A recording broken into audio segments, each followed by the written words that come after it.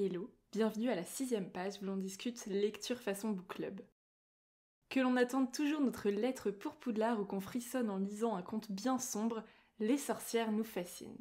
Depuis quelques années, on a d'ailleurs vu arriver sur les réseaux sociaux de nombreuses personnes qui se proclamaient sorcières en montrant leurs rituels ou leur mode de vie, et quoi qu'on pense de cette forme de spiritualité ou de rapport à l'ésotérisme, qu'on y soit sensible ou non, la sorcière représente surtout l'émancipation de la femme et est devenue une icône du féminisme. Ça fait quelques temps que les sorcières m'intéressent de plus en plus, je les trouve assez fascinantes et surtout en termes de littérature, je trouve génial que chaque auteur puisse s'approprier pleinement le personnage et l'image de la sorcière. Elles peuvent se vêtir d'une multitude de pouvoirs, s'intégrer dans de nombreux univers sous différentes formes, de l'apprentie sorcière à la Hermione Granger à l'être diabolique adorateur de Satan en passant par la guérisseuse passionnée de plantes ou encore par la vieille femme au nez crochu et à la verrue vivant au fond des bois. Elles offrent plein de possibilités narratives. Mais il ne faut surtout pas oublier que si aujourd'hui la sorcière a tantôt quelque chose de glamour, tantôt quelque chose d'effrayant, ou peu importe sa représentation, fut un temps où la sorcière était torturée puis brûlée vive sur un bûcher et pour de vrai.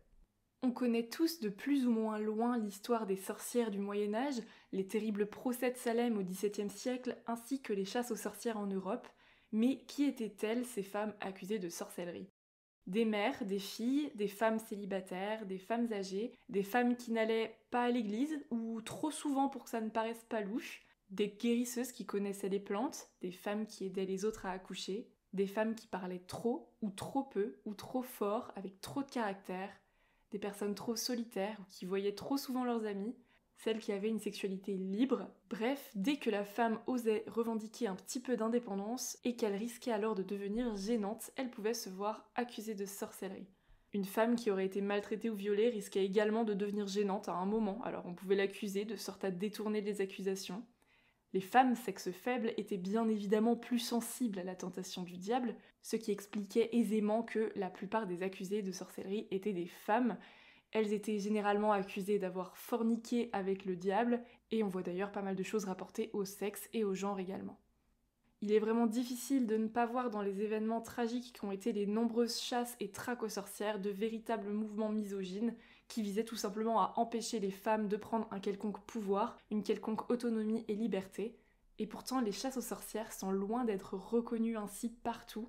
Si des monuments à la mémoire de celles qui ont brûlé ont été érigés, ce n'est malheureusement pas le cas de tous les endroits où des procès et des massacres ont eu lieu.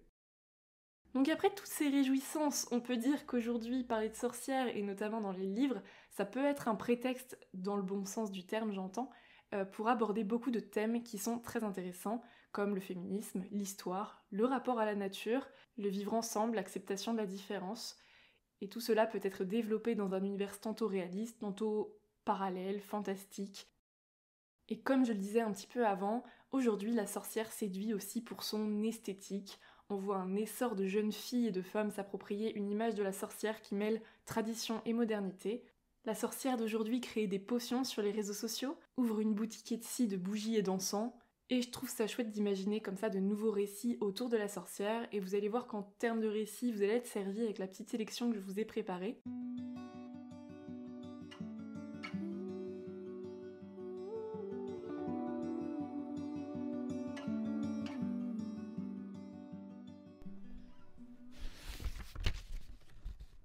Cette nouvelle façon d'aborder la sorcellerie me permet de vous présenter le premier roman, à savoir La Société très secrète des sorcières extraordinaires de Sangu Mandana et publié en brochet chez Lumen.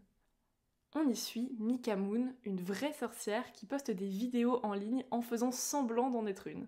Et cela en prétextant que se faire passer pour une sorcière, c'est d'un banal de nos jours, et que ça ne présente donc pas un danger pour les sorcières, puisque ceux qui regardent les vidéos ne s'imaginent pas un seul instant que c'est une véritable sorcière. Puisque la règle d'or numéro 1 des sorcières, c'est faire profil bas, ne pas se lier avec les autres sorcières, ce qui déclencherait un trop grand amas de magie au même endroit. Mika a donc pris l'habitude d'être seule et a même passé le plus clair de sa vie d'adulte à déménager en prenant garde de ne jamais s'attacher à qui que ce soit. Un jour pourtant, elle reçoit une intrigante offre d'emploi pour devenir la professeure particulière de 3 jeunes sorcières dans une mystérieuse propriété du Norfolk, baptisée la Maison de Nulle Part. Dans ce livre, on a une héroïne qui est hyper attachante, de la romance et des petites sorcières aussi drôles que mignonnes. Je vous conseille vraiment cette lecture qui est présentée comme de la cozy fantasy. Je dirais que c'est grosso modo une romance avec une touche de magie. On y aborde la question de la famille, celle qu'on ne choisit pas, celle dont on rêve, celle qu'on trouve et qu'on construit. J'ai d'ailleurs trouvé cette thématique joliment abordée et on trouve aussi la question de la différence, de sentir ou non sa place dans le monde. C'est résolument une romance feel-good pleine d'humour et de douceur. C'est assez touchant et mignon, ça se lit tout seul. La romance suit un schéma plutôt très classique, mais ça fonctionne bien ici, malgré le fait que c'est pas mon genre de prédilection. Ça a été une bonne lecture pour moi, lecture qui, je le précise, est réservée à un public adulte, car il y a une scène de sexe explicite, il me semble. Et j'enchaîne avec un titre que j'ai lu l'année dernière et j'avais adoré ce roman, mais mes souvenirs ne sont pas hyper précis, mais ça c'est de toute façon assez courant pour moi. C'est The Wicked Deep par Shea Earnshaw, je ne sais pas trop comment ça se prononce. Il est publié en brochet et en poche chez Rajo. J'ai le souvenir d'une plume assez poétique, un roman qui se lisait très bien, qui était très joliment écrit. Il y avait pas mal de suspense et je n'ai pas du tout trouvé le plot twist prévisible. Pour ma part, j'ai rien vu venir, même si je crois que certaines personnes avaient un peu deviné de quoi il était question. Moi, n'ayant pas du tout lu le résumé comme d'habitude, je n'avais pas de contexte et donc je n'avais pas forcément de quoi imaginer ce qui allait bien pouvoir se passer. Et surtout, c'est un roman hyper addictif. Je vous conseille donc de pas lire le résumé officiel qui, sans vraiment spoiler, fait perdre un peu de suspense au roman. Moi, de mon côté, j'essaierai toujours de vous résumer les livres de façon à vous donner envie sans dévoiler l'intrigue ou trop de détails. C'est un roman young adulte dans lequel Penny, une jeune fille, va assister à l'affluence des touristes dans la ville de Sparrow, au bord de mer, car chaque année, au mois de juin, des événements macabres se produisent et fascinent ces fameux touristes. Les événements seraient liés au passé de la ville où 2 siècles plus tôt, 3 jeunes femmes belles, libres et indépendantes auraient été accusées de sorcellerie par les habitants de la ville. Mystère, magie, légende et vengeance, la malédiction des Swan Sisters est en marche. C'est un roman d'ambiance plein de mystères qui laisse pendant la lecture une sensation un peu mélancolique mais assez belle. Et on twiste complètement de genre avec 3 sorcières de Terry Pratchett. C'est un livre très particulier puisque c'est de la fantaisie absurde, une satire de la société et limite une parodie de fantaisie plus classique à la Tolkien. Et je vais vous expliquer un petit peu le contexte de ce roman juste après, mais concrètement, on y suit les aventures de Mémé Cire-du-Temps, Nounou Hogg et Magra Gousdaï, 3 sorcières au caractère bien trempé et aux personnalités très différentes. Dans ce tome, elles se retrouvent toutes les 3 à tremper dans une multitude d'aventures royales théâtrales. Le récit est largement inspiré de plusieurs pièces de Shakespeare. Alors personnellement, j'ai manqué de pas mal de références et il y a plusieurs liens que je n'ai fait que plus tard, ne connaissant pas très bien l'œuvre de Shakespeare, je suis juste une accro à Roméo et Juliette. Mais si vous êtes amateur de théâtre, vous allez vous régaler.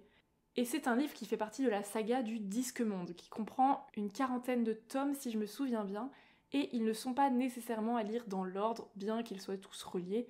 Alors j'imagine que c'est toujours mieux de les lire dans l'ordre, mais étant donné que je ne compte pas tous les lire, j'ai eu droit à une petite sélection de 3 livres en cadeau par mon beau-père, qui est fan de l'auteur et qui tenait à me faire découvrir son univers via une sélection qui me ressemblait plus. Et donc il s'agit de tomes du cycle de la sorcière, pour ceux que ça intéresse et qui connaissent un petit peu le Disque-Monde. Et donc ce premier tome de la sélection que j'ai nous introduit les personnages qu'on suivra dans le second que j'ai lu également, et dont je vais vous reparler juste après. Celui-ci, c'était le premier livre que j'ai lu de l'auteur, et je pense que le style m'a tellement déstabilisée au début que j'ai pas tout bien retenu de l'histoire. Malgré ça, j'en garde un excellent souvenir, et je le conseille vivement. Et il est d'autant plus nécessaire de le lire avant celui dont je vais vous parler maintenant, et dont mes souvenirs sont bien plus précis. Puisque le deuxième tome de la sélection que j'ai, c'est Mes contes de fées, donc toujours de Terry Pratchett. Et dans ce tome, on suit à nouveau nos 3 sorcières qui se retrouvent avec la périlleuse mission d'empêcher les épousailles d'une servante et d'un prince au pays des contes. C'est toujours très absurde. J'ai vraiment préféré ce second tome parce que les thèmes m'ont plus intéressée et surtout j'étais moins déconcertée par le style et la plume puisque je savais à quoi m'attendre et je me suis vraiment délectée du récit. C'est cynique, grinçant, hilarant, gênant, un peu de tout ça et c'est absolument fantastique à lire. C'est un livre qui est plein d'humour, c'est superbement écrit et je le conseille à 200%. C'est vraiment de la fantaisie adulte parce que malgré tout, on peut pas dire que ça soit vraiment facile à lire. Surtout, il y a pas mal de sous-entendus, de références externes, particulièrement cocasses d'ailleurs. Et j'ai adoré les notes de bas de page qui sont si longues et si drôles et complètement barrées. Et une de mes prochaines lectures, ça va être le 3e tome de la sélection de livres que j'ai de cet auteur. Et il s'agit de Je m'habillerai de nuit, dont je vous reparlerai certainement. Pour le roman suivant, on parle vraiment d'un coup de cœur, puisqu'il s'agit du titre Du thé pour les fantômes de Chris Vuklicevic, publié en brochet chez De Noël et en relié maintenant. Je ne sais pas s'il est encore sorti, mais je sais que maintenant il existe une édition très jolie, reliée, avec jaspage et tout ce qu'il faut. J'ai adoré cette histoire que j'ai trouvée hyper originale. La plume est belle, poétique, très agréable à lire. La dimension magique est délicieusement amenée, notamment avec les thés de félicité et les papillons d'agonie. Et la sorcière est complètement réinventée. Je ne peux que recommander la lecture de ce roman. J'ai été complètement charmée et chamboulée par le récit, par cette ambiance singulière, hyper vraiment atypique. C'est assez étrange comme bouquin, mais l'atmosphère particulière qui est créée est vraiment fantastique. C'est à la fois un peu creepy, flippant et cosy. Oui, c'est possible. Et je vais vous lire le résumé parce qu'il met vraiment dans cette ambiance enveloppante et qui donne le ton du récit. Quand on est vivant, on occupe les places que les morts ont laissées. C'est la règle. Agonie et sorcière, Félicité passeuse de fantômes. Le silence dure depuis 30 ans entre ces deux filles de berger, jusqu'au jour où la mort brutale de leur mère les réunit malgré elles. Pour recueillir ces derniers mots, elles doivent trouver son spectre, retracer ensemble le passé de cette femme qui a aimé l'une et rejeté l'autre. Mais le fantôme de leur mère reste introuvable, et les témoins de sa vie, morts ou vivants, en dessinent un portrait étrange, voire contradictoire. Que voulait-elle révéler avant de mourir? Qui était vraiment cette femme fragmentée, multiple? Leur quête de vérité emmènera les sœurs des ruelles de Nice au désert d'Almeria, de la vallée des merveilles au village abandonné de Provence, et dans les profondeurs des silences familiaux. Entrez dans le salon de thé, prenez une tasse chaude à l'abri de la pluie, écoutez leur histoire. Comment faire un épisode de podcast sur les sorcières sans parler de ce formidable essai que l'on doit à Mona Chollet, Sorcière, la puissance invaincue des femmes, publié chez Zone. Mona Chollet, après un rappel historique à propos des chasses aux sorcières et des profils que ces femmes accusées de sorcellerie pouvaient présenter, elle nous invite à nous interroger sur la manière dont l'histoire et les représentations des sorcières au fil des siècles ont pu influencer le féminisme d'aujourd'hui, mais ont aussi joué dans une forme de diabolisation, ou non d'ailleurs, de la femme, de ses pensées, de son corps, en tout cas sur la représentation qu'on peut en avoir. C'est un livre extrêmement intéressant, abordable, et c'est ce qui peut parfois faire peur avec le format essai. On voit que l'autrice est très renseignée sur le sujet, elle nous offre ici un panel de réflexions, d'informations à croiser avec notre propre représentation de ce qu'est une femme ou encore de ce qu'est une sorcière. Au fur et à mesure des chapitres, on y aborde la quête d'indépendance, la réappropriation du corps, le désir ou non d'avoir des enfants et la façon dont cela était et est toujours perçu, l'âge et ce que le fait de vieillir impose comme image dégradante de sorcière à la femme, là où l'homme sera qualifié de plus mature et sage, ce qui est absolument abject et encore très présent dans les mentalités aujourd'hui. On y parle de plein d'autres sujets très éclairants également. Le tout est agrémenté de références littéraires, cinématographiques, historiques ou encore musicales, ce qui offre de quoi rebondir pour approfondir le sujet. C'est un livre assez révoltant car basé sur des faits incontestables et vérifiables encore au XXIe siècle, mais je vous conseille absolument sa lecture. Je voulais finir en beauté sur ce gros coup de cœur que j'ai eu avec ce roman qui regroupe exactement tout ce que j'attends et que j'aime retrouver dans une fiction qui parle de sorcières. Il s'agit des Sorcières du phare de C.J. Cook, publié chez Hauteville. Et surtout, je vous conseille d'y aller tel que moi j'y suis allée, c'est-à-dire sans aucun autre contexte ni information que celle que je vais vous dévoiler. C'est un roman empreint de mystère et de suspense avec une ambiance glauque, au goût de sel, de phare abandonné, fouetté par les embruns et les vagues. On plonge dans deux histoires qui se déroulent parallèlement à 20 ans d'écart l'une de l'autre, au sommet des falaises d'une île écossaise. Un lieu chargé d'histoire puisque tout a commencé par une chasse aux sorcières. Mais plusieurs siècles plus tard, des événements aussi étranges qu'inexplicables semblent toujours se produire. Entre histoire de famille, secret et nostalgie, je vous conseille 1000 fois la lecture de ce roman qui est hyper envoûtant et j'espère vraiment qu'il vous plaira autant qu'à moi. Avant de vous quitter, j'avais tout de même envie de parler rapidement de 3 chansons que j'aime beaucoup sur le thème de l'épisode, à savoir de la sublime chanson Sorcière de la chanteuse Pomme. C'est une chanteuse qui a une voix très douce, qui écrit des très belles chansons, c'est toujours poétique, et celle-ci en particulier est vraiment douce et je l'écoute assez souvent parce que je trouve qu'elle est très agréable à entendre. Ensuite, une musique qui va peut-être vous ramener, comme moi, directement dans l'enfance, avec la chanson de la sorcière chantée par Françoise Hardy dans l'album Émilie Jolie.